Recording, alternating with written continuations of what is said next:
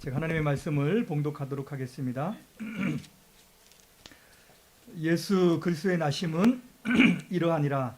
그의 어머니 마리아가 요셉과 약혼하고 동거하기 전에 성령으로 잉태된 것이 나타났더니 그의 남편 요셉은 의로운 사람이라 그를 드러내지 아니하고 가만히 끊고자 하여 이 일을 생각할 때에 주의 사자가 현몽하여 이르되 다윗의 자손 요셉아 내 아내 마리아 데려오기를 무서워하지 말라. 그에게 잉태된 자는 성령으로 된 것이라. 아들을 낳으리니 이름을 예수라 하라.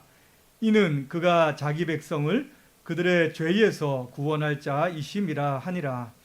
이 모든 일이 된 것은 주께서 선지자로 하신 말씀을 이루려 하심이니 이르시되 보라 처녀가 잉태하여 아들을 낳을 것이요 그의 이름은 임마누엘이라 하리라 하셨으니 이를 번역한즉 하나님이 우리와 함께 계시다 함이라.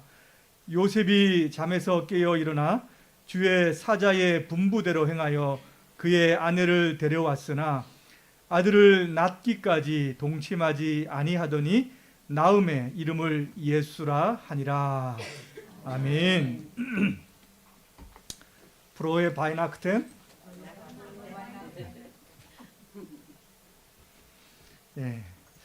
예수 그리스도의 나심이라고 하는 제목으로 하나님의 말씀을 증거하도록 하겠습니다.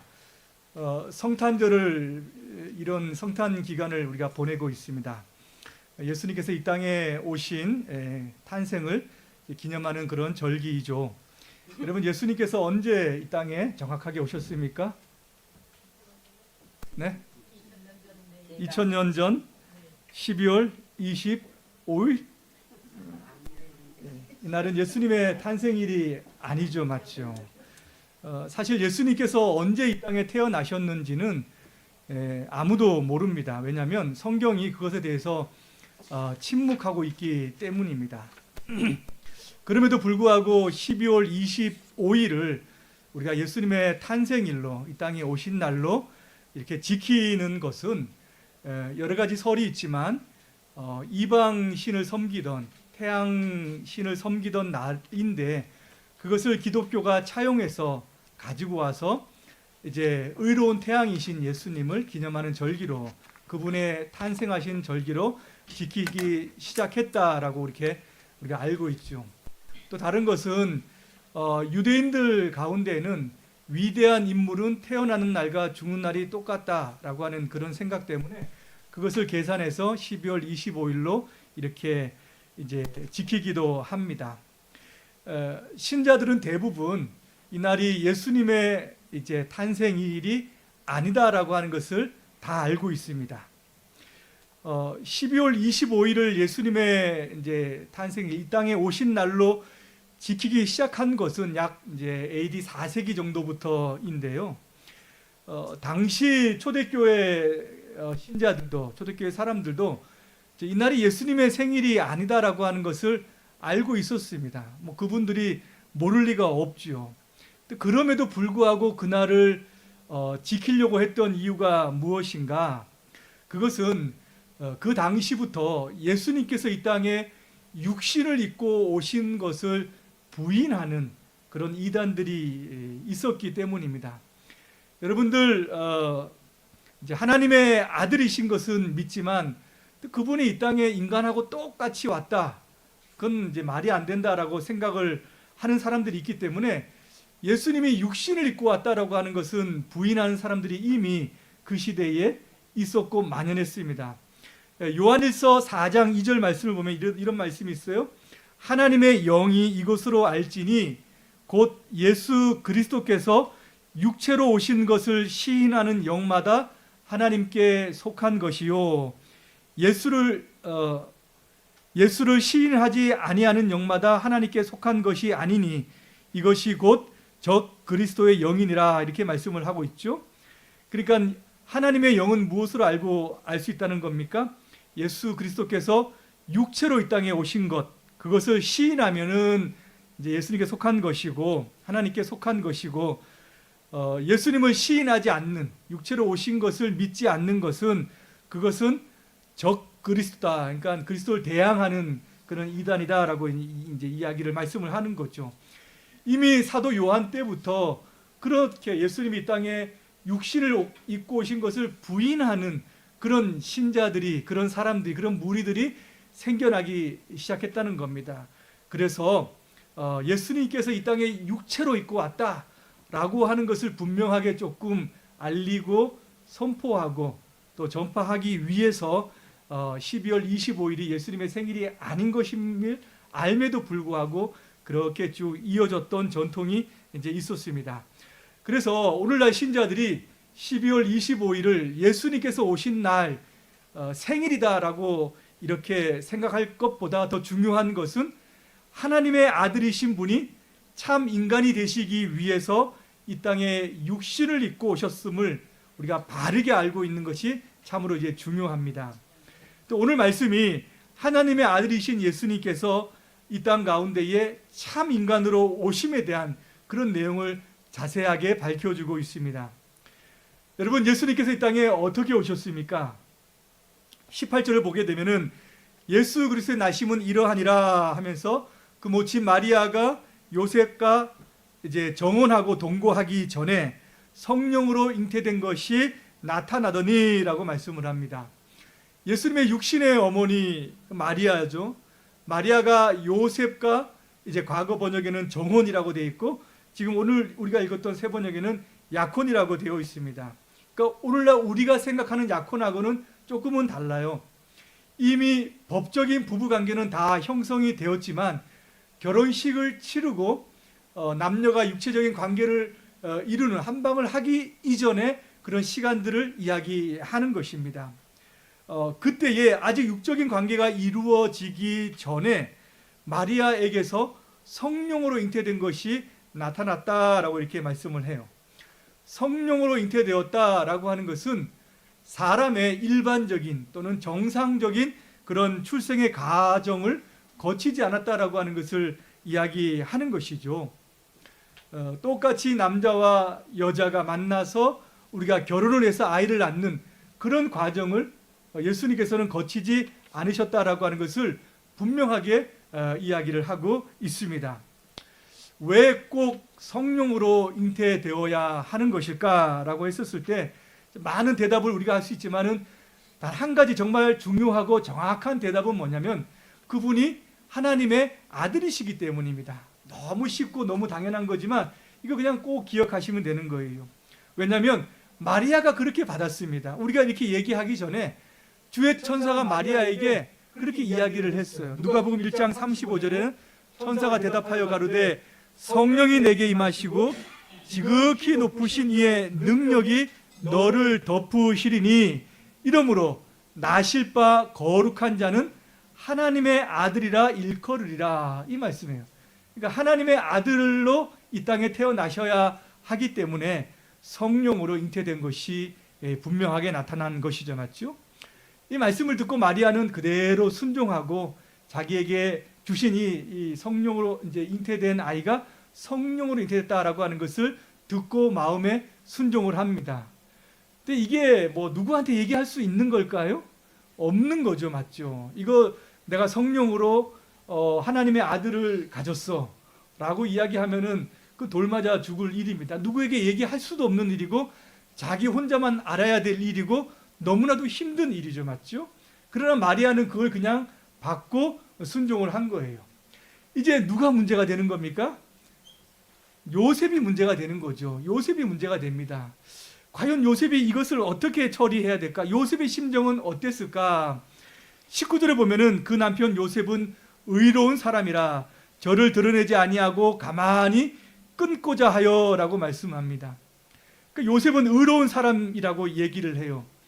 여러분, 의롭다라고 한다면 우리가 신앙 안에서 의롭다라고 한다면 어떤 생각이 드십니까? 저 사람은 굉장히 의로운 사람이야 라고 이렇게 얘기하면은 뭔가 옳고 그른 것을 분명하게 잘 판단해서 그것을 잘 처리할 수 있는 능력을 가지고 있는 사람을 의로운 사람이라고 이야기를 합니다. 그렇지 않아요? 저는 의롭다라면 불의와 섞이지 않고 옳고 그른 것을 분명하게 판단해서 그것을 잘 정리할 수 있는 능력을 가진, 도덕성을 가진 그런 사람을 의로운 사람이라고 이야기합니다. 그래서 이럴 경우 우리가 생각할 때에는 요셉이 이것을 믿을 리가 없기 때문에 요셉의 판단에는 하나님의 말씀에는 어떻게 되어져 있을까? 사람들은 일반적으로 이럴 때 어떻게 할까라고 하는 것을 잘 판단을 했을 겁니다. 그래서 우리가 알고 있는 그런 의로운 생각으로 판단한다면은 그는 돌에 이제 맞아서, 그러니까 세상의 법정이 아니라 종교적인 법정에 데려가서 그 재판장들이, 그 제사장들이 하라는 대로 그 처분에 맡기는 것이 사실은 그것이 하나님 앞에서 참으로 옳은 겁니다. 왜냐하면은 그릇된 것을 지금 행했잖아요, 맞죠? 지금 남편이 있는데도 불구하고 지금 어떻게 다른 데서 애를 임신해 왔다는 거죠. 그것을 심정적으로 요셉이 알고 있기 때문에 그것을 지금 처리하기를 원하는 것입니다. 그런데 성경은 뭐라고 얘기하냐면 그는 이를 드러내지 않고 가만히 끊고자 했다라고 이렇게 말씀을 해요. 다른 사람들은 모르게 아주 조용히 이혼 서류를 줘서 그에게 돌려보내려고 했다라고 하는 것입니다. 그러니까 요셉이 의로운 사람이라고 했었을 때에 여러분, 의롭다라고 하는 것이 무엇인지 우리가 다시 한번 생각하게 되는 거죠. 의롭다라고 하는 것은 옳고 그른 시비를 분명하게 가려내서 그것을 법대로 처리하는 것이 아니다라고 하는 거예요. 상대방에 대한 배려가 있는 것이고 그의 마음을 내 마음의 긍휼로, 자비로 그 상대를 대하는 태도, 이것이 바로 의로운 태도다라고 하는 것을 이야기하는 겁니다. 상대의 처지와 상태의 형편을 마음적으로, 심정적으로 충분히 이해하고 그에게 가장 좋은 길을, 좋은 것을 생각하게 하는 것, 그것이 바로 의로운 거예요. 마리아가 임신을 하고 지금 약혼한 상태이지만 그에게 가장 좋은 것이 무엇인지, 그의 인생에 지금 마음이 어떤 마음인지를 참 지극히 헤아려서 가장 좋은 것으로 행하는 그 태도, 그 마음이 바로 의롭다라고 하는 것입니다. 그렇다고 해서 이것이 무조건 모든 것을 용납하는 태도는 아니에요. 의롭다라고 하는 것이 이런 모습이다라고 해서 이제 악도 포용하고 뭐 불의한 것도 포용하고 그런 것도 괜찮아라고 하는 그런 마음은 아닙니다. 올바른 것을 분명하게 자기 자신은 추구하는 거예요. 그것을 알고 있는 것입니다. 그 분명한 길을 가는 거예요. 그 정신이 무엇인지도 아는 것입니다. 흔들림 없이 끝까지 추구하지만 그러나 상대에 대해서는 그런 마음을 가지고 있는 것, 그것이 바로 의로운 것이다 라고 얘기해요. 우리가 예수님께서 이 땅에 성령으로 잉태되어서 이 땅에 출생하는 인간의 정상적인 출생 과정을 거치지 않았다라고 하는 것을 우리가 다 알고 있습니다. 제가 오늘 여기서 여러분들과 함께 나누고 싶은 부분은 마리아의 이 순종과 부친 요셉의 의로움을 다시 한번 좀 생각하기를 원합니다. 예수님의 모친 마리아는 예수님의 어머니라고 하는 정말 존귀한 지위에 올라가 있는 거예요. 이 순종으로 말미암아. 물론 저희들은 마리아의 무죄설이나 마리아의 승천설이나 이런 것들은 다 잘못된 사상으로 우리가 다 받아들입니다. 이것은 다 거짓이지만 그래도 그가 예수님의 육신의 어머니로서의 그 존귀한 지위는 여전히 가지고 있는 거예요. 그것까지 우리가 무시할 수는 없습니다. 그런데 그가 그 예수님의 어머니라고 하는 칭호를 받으면서 그 순종에 대한 그의 삶이 어땠는가? 그럼 평생을 살아가면서 내가 예수님의 어머니야라고 하는 그런 어떤 명예, 영광을 가지고 살 수는 없었습니다. 왜냐하면 그 당시에 예수님은 어떤 분으로 세상에 사셨습니까? 많은 사람들의 논란거리가 되었던 거예요. 가는 곳마다 그분 때문에 시시비비가 일어났던 것입니다. 자기가 자기의 몸으로 낳은 아들이지만 평범한 길을 가지 못하고 많은 사람들에게 때로는 어려움을 주고 많은 사람들에게 칭찬을 받고 마지막에는 어떻게 됩니까? 십자가에 달려 죽는 그런 모습까지 보아야 되는 그런 인생을 사실은 마리아는 살았다는 거예요. 성령으로 잉태된다라고 하는 그 순종에 대한 대가가 영광과 명예로운 그런 삶을 그 인생 가운데는 살지 못하고 누가복음 2장 35절에는 이렇게 말해요. 칼이 내 마음을 찌르듯 하리니 이는 여러 사람의 마음의 생각을 드러내려 함이니라. 이렇게 말씀하는 거예요. 마음에 그 칼이 들어오는 그런 고통을 당하면서 평생을 마리아는 살아야 했던 것입니다. 자신이 낳은 예수께서 사람들의 모욕을 받고 또 비난을 받고 핍박을 받아가지고 십자가에 못 박히는 그런 죽음까지도 그는 처음에 예수님께서 태어나실 때부터 그는 그 마음을 마음에 새기고 그 생각까지 바라보며 생각했다라고 하는 거예요. 성령에 잉태되지만 육신의 모친으로서의 그 고통의 삶에 대한 순종이 그에게는 있었던 것입니다. 우리가 예수님께서 이 땅에 오신 것 다 알죠, 맞죠? 성령 잉태되신 거 다 압니다. 근데 우리는 어떻게 해야 됩니까? 이 마리아의 순종처럼 그리고 우리 평생에도 한쪽으로는 영광이지만 우리의 마음에도 그런 고통의 삶을 때로는 안고 살아가는 그 핍박이 있는 그 삶 가운데서도 그 순종을 해야 되는 삶이 우리들에게는 주어지는 것이죠. 부친 요셉에게는 진정한 의로움이 무엇인지 우리가 배워야 합니다. 현대처럼 옳고 그름을 시시비비를 따지는 그런 세상이 어디 있습니까? 맞죠? 자기 것을 결코 빼앗기지 않으려고 하고 절대 손해보지 않으려고 그렇기 위해서 모든 것을 하나하나 꼼꼼하게 따지는 그런 세상을 우리가 살아갑니다. 근데 신자로서 정말 참된 의로움이 무엇인가 라고 하는 거예요.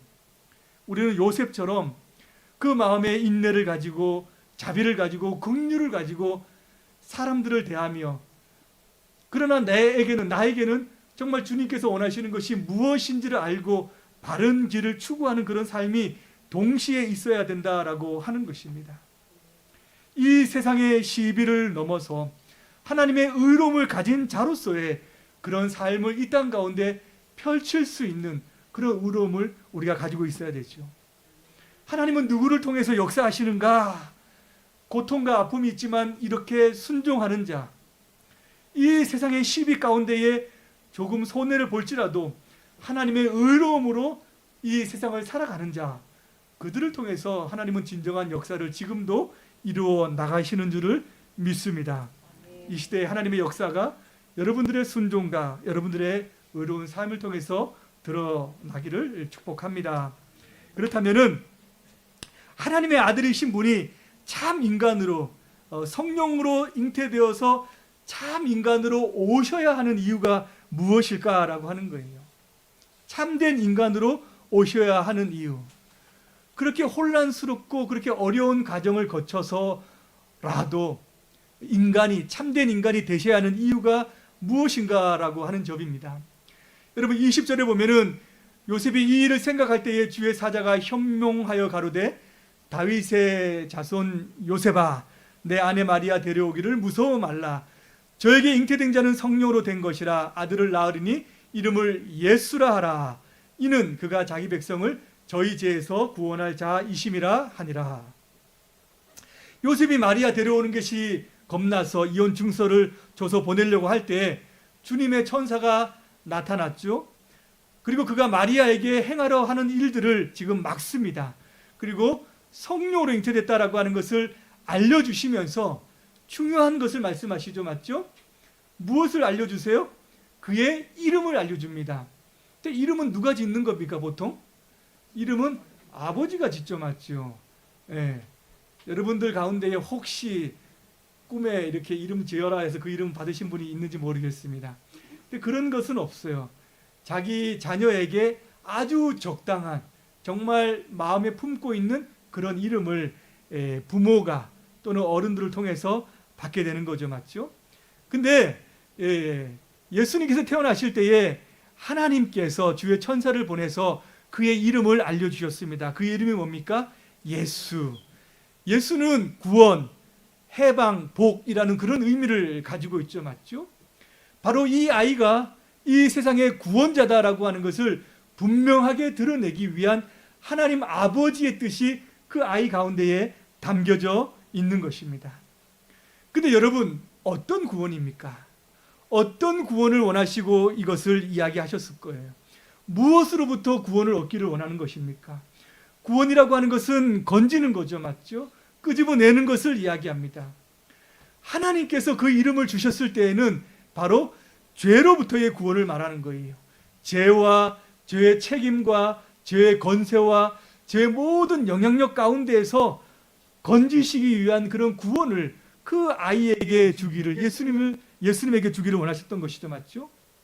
예수님께서 참 인간으로 오신 이유는 바로 참된 인간이 되셔서 이 인간 가운데 있는 그 모든 죄로부터 구원하시기 위해서 오셨다라고 하는 것을 우리가 반드시 잘 알아야 됩니다. 여러분, 예수님께서 이 땅에 오셔서 3년 동안 공생애로 사시면서 왜 유대인들로부터, 왜 그 당시 사람들로부터 외면을 당했습니까? 그것은 예수님께서 이들이 기대한 구원자가 아니기 때문이었어요. 그는 다윗의 후손으로 왔습니다. 많은 사람들도 다윗의 후손 메시아를, 구원자를 기다렸습니다. 근데 그들이 기다렸던 메시아 구원자는 어떤 사람이었습니까? 다윗의 후손으로 오니까 다윗과 같이 주변의 모든 나라와 모든 대적의 고통으로부터 해방되기를 원했어요. 예수님을 딱 보았을 때 예수님은 그런 능력이 있었습니다.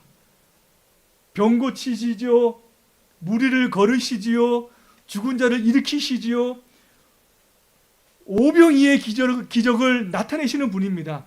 그 정도라고 한다면은 우리가 기대하고 있는 이 로마의 압제로부터 해방하고 가난한 자들을 부유하게 하고 헐벗고 굶주린 자들에게도 복을 줄 수 있는 그런 능력이 있는 구원자다라고 하는 것을 다 생각하게 했는데 예수님의 행동은 완전히 기대 이하였다는 거예요. 그런 능력이 분명히 있음에도 불구하고 예수님은 12명 되는 제자들을 데리고 다녔는데 전부 다 칠칠이, 똑바른 사람이 한 사람도 없습니다.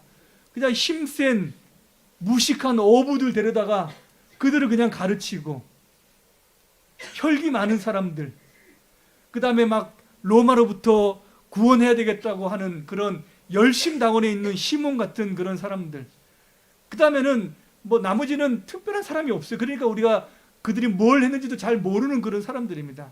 사람들이 봤었을 때도 그런 사람들 데려다니면서 그냥 죄인들과 먹고 마시고 웃고 떠들고, 사람들이 봤었을 때에 저게 무슨 메시아냐라고 하는, 저게 무슨 구원자냐라고 하는 생각이 들 정도로 아주 답답한 삶을 살았다는 거예요. 그런데도 불구하고 자기 자신이 하나님의 아들이라고, 메시아라고 얘기하니까는 사람들이 저거는 신성 모독이다 라고 생각할 수밖에 없었다라고 하는 겁니다. 그런데 여러분, 예수님께서 이 땅에 오셔서 이루시고자 했던 그 구원은 어떤 구원입니까?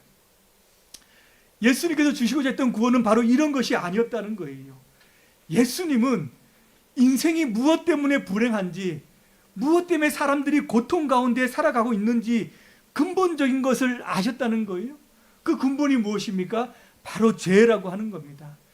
죄의 그 구렁텅이가 너무 커서 하나님을 떠나고 하나님을 거부하고 하나님을 배척하며 하나님께 불순종한 그 모든 것이 우리 인생의 불행의 시작이었다라고 하는 것을 누구보다 잘 아셨던 분이 하나님이시고, 그 불행 가운데의 모든 인류와 하나님의 백성들을 구원하고자 예수님이 이 땅에 오시면서 그 이름을 예수라고 이렇게 분명하게 말씀을 하셨다는 거예요. 여러분, 모든 치료는 질병의 정도에 따라서 다 차이가 나는 것입니다. 머리 아픈 분 계십니까? 제가 치료해 드릴 수 있습니다. 집에 가셔서 두통약 드시면 됩니다. 어디 아프신 분, 지금 통증 있으신 분 계세요? 그러면 진통제에 맞으시면 됩니다. 그런데 만약에 암이다, 그럼 어떻게 해야 됩니까? 그것은 두통약이나 진통제로 안 돼요. 배를 갈라내고 그 아픈 부분을 도려서 내야 됩니다. 그래야 반드시 치료가 되는 것이죠. 맞죠? 이 세상에 있는 치료들은 이렇게 가능하지만 인간의 죄를 치료하기 위해서는 어떻게 해야 되는가? 이 땅에 있는 어떤 치료제로도 이것은 치료가 불가능한 거예요. 아무런 것도 소용이 없습니다. 모든 짐승을 다 잡아서 피를 흘려도 그것은 해결되지 못하고, 모든 인류가 다 하나님 앞에서 자기의 죄값을 받는다고 쳐도 그것은 하나님의 그 진노와 하나님의 형벌 가운데에서 해결될 수가 없는 거예요. 죄인은 영원하신 하나님의 진노와 형벌을 받아서 견딜 수가 없기 때문에, 자기 자신이 그 형벌도 받기 전에 죽을 수밖에 없는 존재이기 때문에 해결할 수 없다는 겁니다. 그래서 인간의 그 영혼의 치료, 영혼의 그 죄악인, 영혼의 그 질병인 그 죄는 인간 안에서 해결하지 못하고 하나님의 아들이 오셔야 되는데 육신을 입고 올 수밖에 없는 거예요. 왜? 인간이 죄를 졌기 때문에 인간이 그 대가를 받기 위해서 그 하나님의 아들이 인간의 몸을 입고 이 땅에 오셔야 했습니다. 인간이 불순종했기 때문에 참 인간으로 오셔서 그분이 순종을 하신 것이고요. 인간이 죄를 지었기 때문에 참 인간인 그분이 우리를 대신해서 하나님의 형벌을 받으셨던 것입니다. 사랑하는 성도 여러분, 성탄절기에 예수님께서 왜 참 인간으로 오셨는가라고 하는 것, 우리 인간의 죄악이 얼마나 깊고도 깊은가라고 하는 것을 다시 한번 생각하지 못하면은 그 기쁨과 그 영광과 그 찬송은 이 땅에 있는 세속적인 즐거움에 그냥 그 머물 수밖에 없다는 거예요.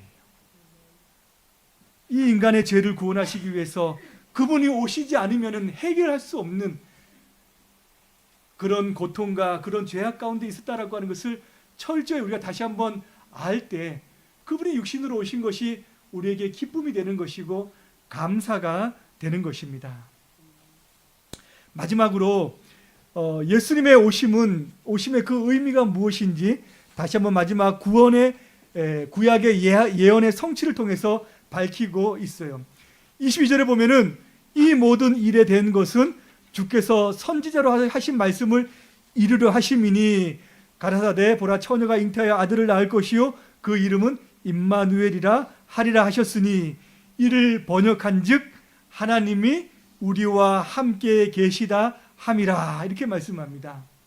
여러분, 이 말씀은 우리가 잘 알고 있는 구약 이사야 7장 14절의 말씀이에요. 이스라엘과 아랍이 연합을 해가지고 남유다를 침공합니다. 굉장히 어려운 그런 어려운 때를 맞이했어요. 그때 이사야 선지자가 아하스 왕에게 하나님을 의뢰하십시오, 믿음에 견고하게 서십시오 라고 이렇게 힘을 줍니다. 근데 아하스는 그것을 받아들이지 않아요. 하나님을 믿지 못하겠으면 표적을 구하십시오 라고 이렇게 얘기를 합니다. 근데 아하스가 그 표적 구하는 것도 거부합니다. 나는 표적 없어도 하나님은 나를 도울 것을 믿어 라고 하는 그런 의미가 아니에요. 하나님을 믿지 않고 아수르를 의지하고 그의 도움을 통해서 그 위기를 넘어가려고 했던 마음이 있었던 것입니다. 이것이 불신앙이죠, 맞죠?